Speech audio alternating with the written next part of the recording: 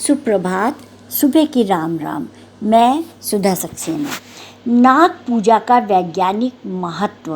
भारतीय संस्कृति में त्योहारों का विशेष स्थान है और प्रत्येक त्योहार का सांस्कृतिक महत्व के साथ वैज्ञानिक महत्व भी है।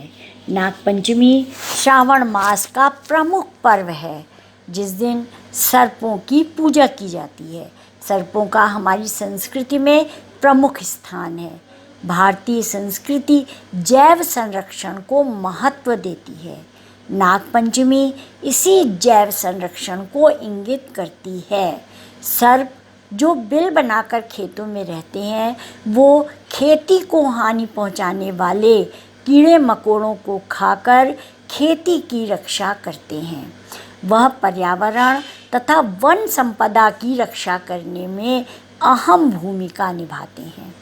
कृषि प्रधान देश भारत में जो जीव पर्यावरण की रक्षा करता है या हमें पौष्टिक पदार्थ जिससे प्राप्त होता है, वह हमारे लिए पूजनीय है।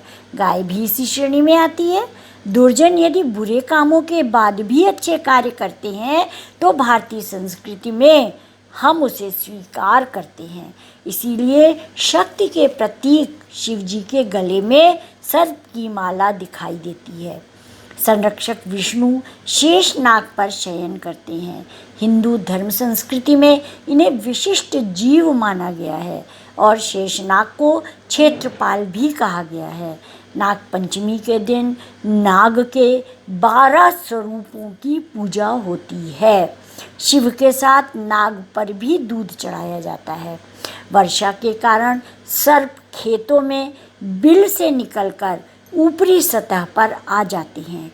नागपंचमी यह ध्यान दिलाती है कि सर्पों को भी कष्ट ना हो और हम अपनों को भी बचाएं।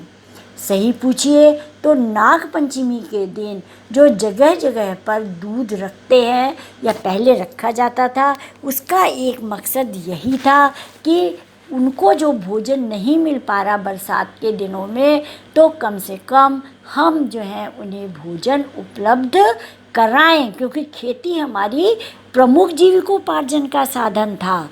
आज के परिवेश में मान्यताएं बदल रही हैं और किंतु कृषि बिना तो जीवन नहीं होगा।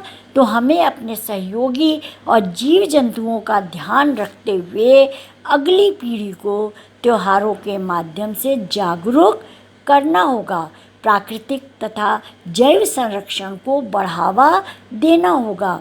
नाग काल का भी प्रतीक अपनी संस्कृति में माना गया है, अतः काल से रक्षा करना भी इस त्योहार का ध्येय है। सावन के महीने में नागपंचमी एक प्रमुख त्योहार है।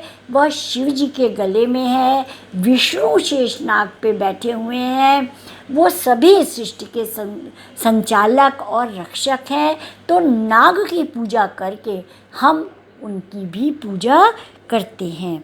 हाँ, हम जिस व्यवस्था में रह रहे हैं उसमें नाग की मूर्ति की पूजा के द्वारा ही संदेश देना श्रेयस्कर होगा। इस व्यवस्था में पहले की तरह हम जगह जगह दूध रखकर पूजा करना हमारे लिए उचित नहीं होगा। जो लोग गांव में रहते हैं या जिनके यहाँ खुला स्थान है, वो आज भी दूध रख करके इस परंपरा को आगे बढ़ा सकते हैं। लेकिन जो कंक्रीट के जंगल में रह रहे हैं, बड़ी बड़ी सोसाइटीज़ और बिल्डिंग्स में रह रहे हैं, उनके लिए ये परंपरा मूर्ति पूजा के द्वारा अपने बच्चों को विरासत में सौंपनी होगी। हमें अपनी सुरक्षा के मापदंडों को स्वयं निश्चित करना होगा और मापदंडों को निश्चित करने का तरीका यही है कि उन परंपराओं को जो हमें नुकसानदायक हो, उन्हें काट छाँट करके हमें हितकारी बनाना होगा।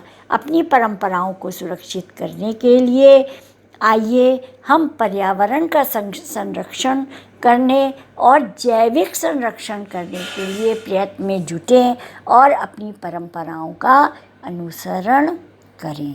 श्रावण मास की फिर से बधाई। धन्यवाद। नमस्कार।